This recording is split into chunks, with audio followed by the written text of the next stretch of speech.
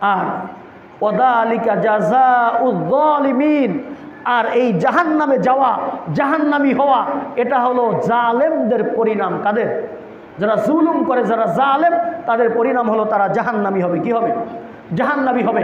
আল্লাহ রাসূল সাল্লাল্লাহু আলাইহি ওয়াসাল্লাম দুটি অপরাধের কথা বলছেন। কয়টি অপরাধ বলেন? দুটি অপরাধ, এমন অপরাধের কথা বলছেন যেই দুই অপরাধের শাস্তি আখিরাতে তো মানুষ পাবেই পাবে, দুনিয়ার মধ্যেও এই অপরাধের শাস্তির সম্মুখীন তাকে হতেই হবে। আন আবি বকরতা রাদিয়াল্লাহু তাআলা আনহু ক্বালা ক্বালা রাসূলুল্লাহি সাল্লাল্লাহু আলাইহি ওয়াসাল্লাম যামবানে মুআজ্জালানে লা ইউআখখারান। যামবান, দুটি অপরাধ, মুআজ্জালানে লা ইউআখখারান, যার শাস্তি দুনিয়ার মধ্যেই আল্লাহ পাক রব্বুল আলামিন দিয়ে দেন। নাউজুবিল্লাহ বলি। কয়টি অপরাধ? দুটি অপরাধ, যেই দুই অপরাধের শাস্তি দুনিয়ার মধ্যেই সে পেয়ে যাবে।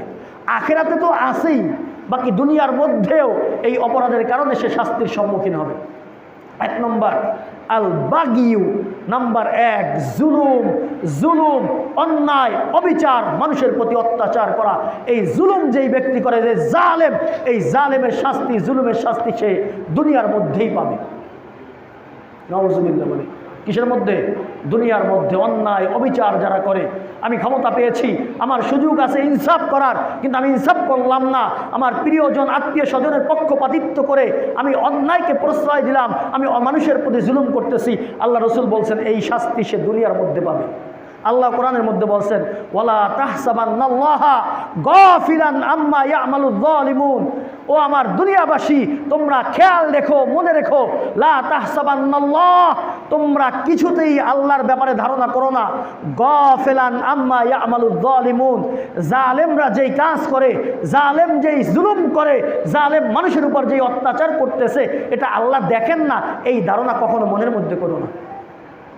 এই ধারণা মনের মধ্যে আইন না, আল্লাহ সব দেখেন, এবং এর শাস্তি রসুল বলতেছেন এই জুলুমের শাস্তি আল্লাহ দুনিয়ার মধ্যে দেবেন।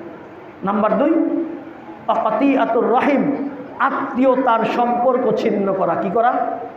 যারা আত্মীয়তার সম্পর্ক ছিন্ন করে, এই আত্মীয়তার সম্পর্ক ছিন্ন করা এমন অপরাধ যার শাস্তি আল্লাহ দুনিয়ার মধ্যেই দেবেন। কোথায় দিবেন? দুনিয়ার মধ্যে দিবেন। অনেকভাবে হতে পারে। মানসিকভাবে যদি আমার আত্মীয়র সাথে সম্পর্ক ভালো না থাকে, কেউ মানসিক শান্তিতে থাকতে পারে না, পারে নাকি?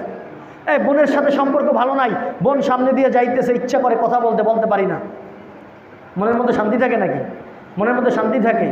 মনের মধ্যে শান্তি থাকে না। ভাইয়ের সাথে দেখা হয়, ভাই কথা বলতে মন চায়, কিন্তু ভাইয়ের সাথে কথা বলতে পারি না, মনের মধ্যে অস্থিরতা কাজ করে। কি করে না বলেন?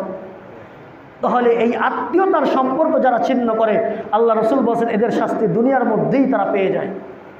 আখিরাতে তো আছেই, যদি তওবা না করে, আখিরাতে শাস্তি আছে, দুনিয়ার মধ্যেই পেয়ে যায়।